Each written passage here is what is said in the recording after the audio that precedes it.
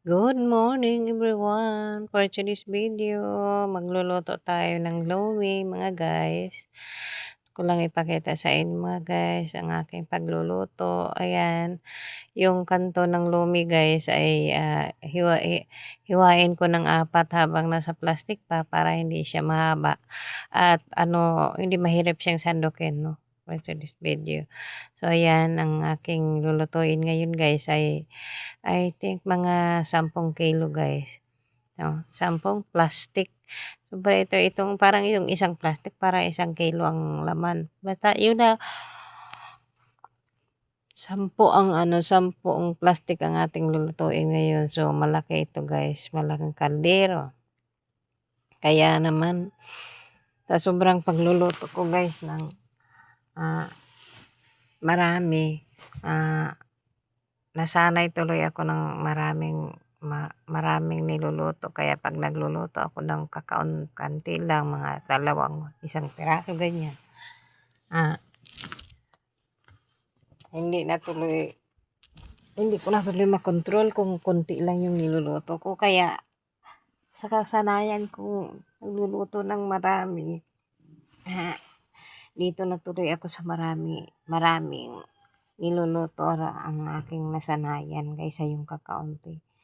Kaya ayan guys, habang niluluto na pinaghihiwa ko yan para ilagay sa balde at mahugasan. At ito ang aking ngayon guys. Ayan, ilalagay na natin sa kaldero mga guys. Sisya na kayo at hindi makita. Pero dahil nga isa lang ang ating walang taga-video mga guys for today's video. Ayan na nga. Pero habang ako'y nagluluto guys, ay kwentuhan ko kayo guys. Meron akong ipaparinig sa inyo, no, na kwento ng isang na para sa ating mga magulang. Ayan.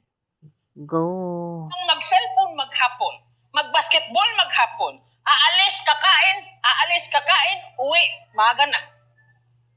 Ayaw nyo magtrabaho. They love you, deserve you, pagkain ninyo, preparado. Gigising sila ng umaga para may baon kayo. Pero ang hiling din ng parents ninyo para hindi kayo magkagulo is what? You must also serve them. Kaya walang kalayaan sa loob ng bahay ninyo. Bakit? Maybe isa sa dalawa ang wala. Yung love o yung service. But most of the time ang wala is what? Yung service.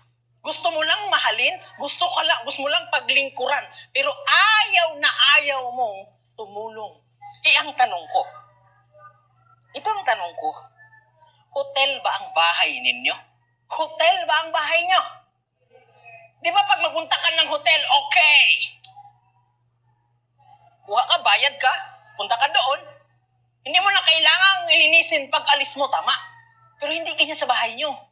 Pag uwi ninyo, tumulong kayo. Pag uwi ninyo, pagkagising nyo, magluto kayo. Kasi hindi nga kayo nasa hotel. Kung nasa hotel kayo, gusto nyo magka-hotel, magkapera muna kayo. Kasi pag magkapera kayo, magkuha kayo ng katulong, bayaran ninyo. Pero pag wala pa kayong ibayad, please matuto kayong tumulong.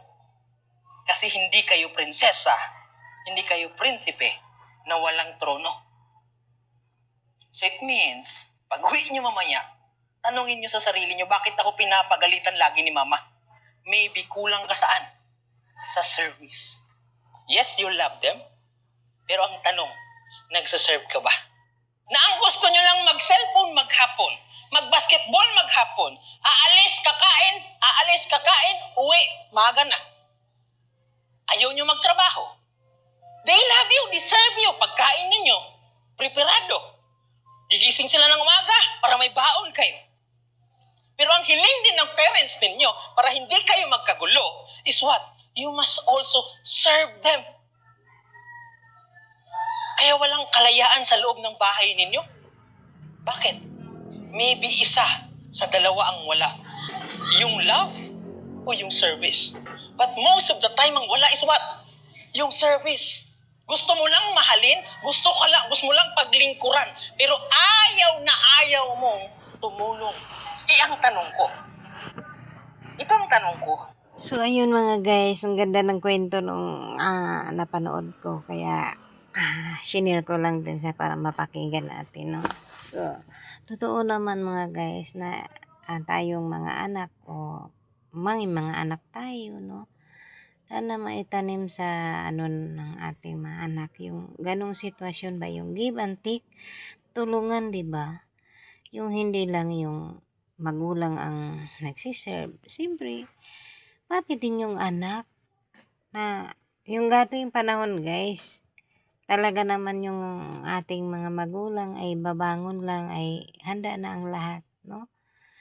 So ngayon kasi kung minsan tayo ngayon ay focus sa mga pag-asikaso sa ating mga anak pero minsan hindi pa yan na-appreciate ng ating mga anak, 'di ba?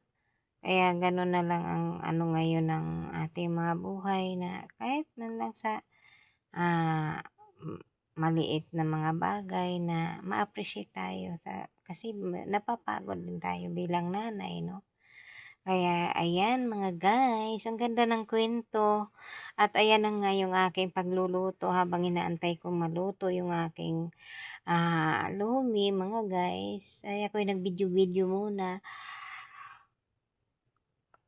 Ayan, tikman na natin. Tingnan natin na yung ating niluluto mga guys. So, ayan na nga. Luto na guys ang ating lumi for today's video at kakain na tayo. Thank you for watching everyone. Ayan. Lagay ko na nga guys yung egg bandang dulo. Man.